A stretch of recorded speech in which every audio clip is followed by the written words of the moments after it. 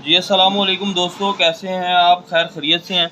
आज हमारे पास एक AC/DC फ़ैन का ये बोर्ड आया है, ये कार्ड आया है। इसके अंदर एक फ़ाल्ट है।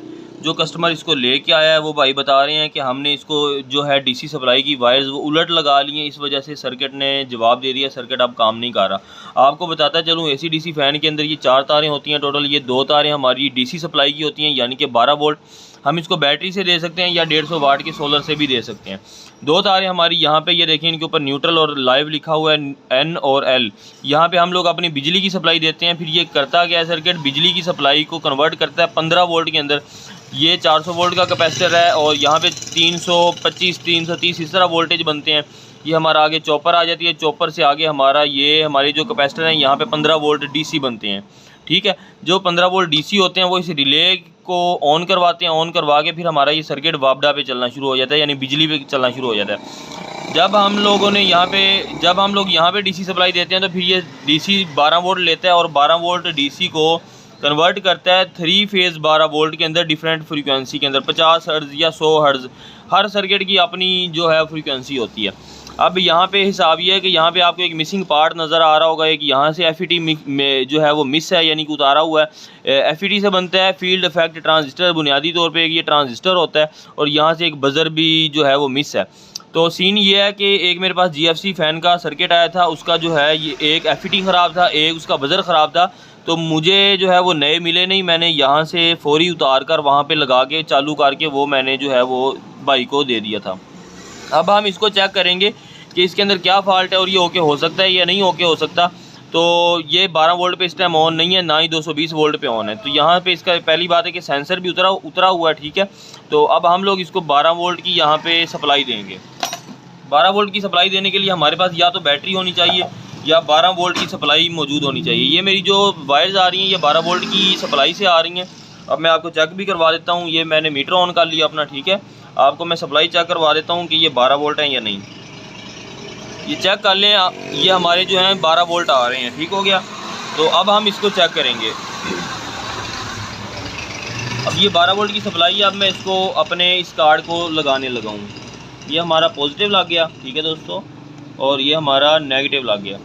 अब नेगेटिव लग गया तो इस सूरत में होता ये है कि जब यहाँ पर लगा हो बज़र, तो अगर सर्किट ऑन हो जाए तो बज़र जो है वो ऑन होता है एक मरतबा, यानी कि एक मरतबा टी की आवाज़ देता होता है।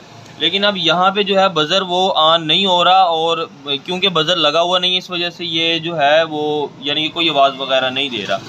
तो ये सर्किट जो है बाय डिफ़ॉल्ट रिमोट से ऑन आया है। तो अब मैं करूँगा ये कि हमारा ये जो मीटर है इसको मैंने ये DC पे सेट कर लिया है, और हमारे पास जो हमारा ये जो कनेक्टर है इसके ऊपर किसी भी 2 पिनों पे रख के मैं इसके वोल्टेज चेक कर लूँगा। ठीक है, तो ये वोल्टेज जो है ये आपने ये नहीं समझना कि 5-12 आ रहे हैं, बल्कि ये मिली वोल्ट में आ रहे हैं। ये आप चेक कर सकते हैं, MV लिखा हुआ है मिली वोल्ट में।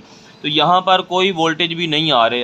होना ये चाहिए यहाँ पे वोल्टेज आते हैं जाते हैं, आते हैं जाते हैं, यानी 12 वोल्ट आ जाते हैं, फिर 12 वोल्ट गायब हो गए। पहले इन 2 टर्मिनलों पे 12 वोल्ट आते हैं, फिर यहाँ से ख़त्म हो के इन 2 पे आ जाते हैं, फिर इन 2 से ख़त्म हो के साइड वाले 2 पे आ जाते हैं।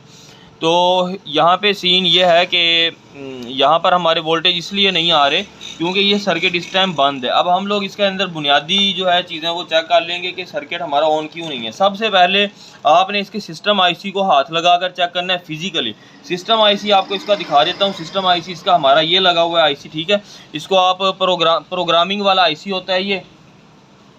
तो इसके ऊपर हम हाथ लगा के चेक करेंगे कि ये गर्म तो नहीं हो रहा। मैं इस पर हाथ लगाता हूँ, मैंने इसके ऊपर अपनी उंगली लगाई है, तो मुझे वाज़े तौर पे फील हो रहा है कि ये जो है हमारा जो IC है ये काफ़ी हीट हो रहा है। तो इसकी जो है हीटिंग वो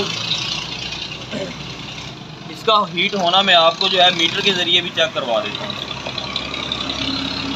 इसका हीट होना भी मैं आपको मीटर के ज़रिए चेक करवा देता हूँ, ताकि आप लोगों की तसल्ली हो जाए कि ये IC वाकई जो है वो हीट हो रहा है। ये मैंने अपने मीटर के अंदर टेम्परेचर सेंसर जो है वो लगा लिया है। ठीक है, और ये हमारा मीटर जो है वो सेंटीग्रेड पे चला गया। अब आप चेक करें कि ये 27 डिग्री सेंटीग्रेड के ऊपर हमारा जो है वो मेरा मोबाइल जो है वो हिल गया था स्टैंड पे लगा हुआ।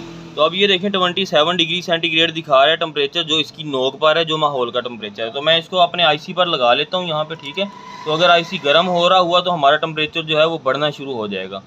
तो ये आप चेक कर सकते हैं, ये टेम्परेचर जो है वो बढ़ना शुरू हो गया, 29 हो गया, 30 हो गया।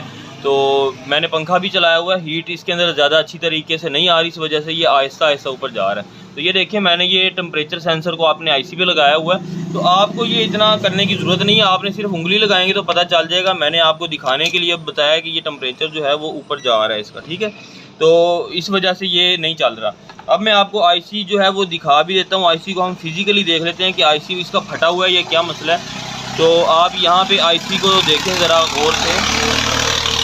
आईसी को गौर से देखेंगे तो आपको नज़र आएगा कि यहाँ पे आईसी जो है वो फटा हुआ है। ये देखें, ये आईसी के ऊपर आपको निशान नज़र आ रहा है, ये आईसी फट चुका है। जब इसका सिस्टम आईसी ही फट चुका है तो अब हमारा ये सर्किट रिपेयर नहीं हो सकता। इसकी रिपेयर करने की एक ही सूरत है कि हम किसी कोई और बोर्ड लें, वहाँ से ये सही आईसी उतार के इसके ऊपर लगाएं, फिर ये रिपेयर हो सकता है। लेकिन जिस बोर्ड का सिस्टम आईसी ठीक हो और बाकी चीज़ें ख़राब हों तो बाकी चीज़ें फिर भी ठीक हो जाती हैं, तो उनका मसला नहीं होता। मसला इसी सिस्टम आईसी का होता है। जब इसको उलट वोल्टेज आ गए हैं तो ये उड़ गया है। बाज़ सर्किट हमारे ऐसे होते हैं कि उनके अंदर एक प्रोटेक्शन डायोड लगा होता है, तो उसके अंदर फिर अगर हमारी उलट सप्लाई आ जाए तो वो ऑन नहीं होते, ठीक है बोर्ड। लेकिन ये जो बोर्ड है इसके अंदर जो है वो प्रोटेक्शन सर्किट नहीं था, तो हमारा ये बोर्ड जो है वो फॉल्टी हो गया। अब इस बोर्ड को भी हम किसी न किसी काम ला सकते हैं। वो काम किस काम पे ला सकते हैं? इसका डीसी हिस्सा कभी नहीं चल सकता, लेकिन अब हम इसका चेक करेंगे एसी हिस्सा कि एसी हिस्सा इसका ऑन है या नहीं ऑन। तो ये मेरे पास जो 220 वोल्ट की तार है, ठीक है, इसको मैंने मीटर को एसी 220 एसी पे सेट कर लिया। हम पहले वोल्टेज चेक कर लें, यहाँ कितने आ रहे हैं, वोल्टेज चेक कर लें, 234 वोल्ट आ रहे हैं। अब दोस्तों मैं करूँगा क्या कि हमारे पास ये वाले कैपेसिटर होते हैं जहाँ पे हमें 15 वोल्ट मिलने चाहिए, 15 वोल्ट 16 वोल्ट। तो मैं एसी सप्लाई अपने बोर्ड को देने लगा हूँ। यहाँ पे मैं एसी सप्लाई लगा रहा हूँ, ये मैंने एसी सप्लाई लगा दी, ठीक है। अब हम लोग मीटर को मैंने डीसी वोल्टेज पर कर लिया और डीसी वोल्टेज पे हम लोग चेक कर लेंगे कि यहाँ पर हमारे जो कैपेसिटर हैं उनके ऊपर सप्लाई बन रही है या नहीं बन रही। ये हमारे कैपेसिटर लगे हुए हैं, ठीक है।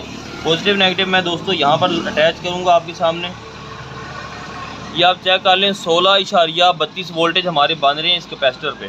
तो इस कैपेसिटर का इसका मतलब ये है कि हमारे पास इस बोर्ड के एसी वाला हिस्सा काम कर रहा है। लेकिन इसका ये मतलब नहीं है कि हम अब इस बोर्ड के ऊपर फ़ैन चला सकते हैं। हम इसके ऊपर कोई डीसी लोड चला सकते हैं छोटा मोटा।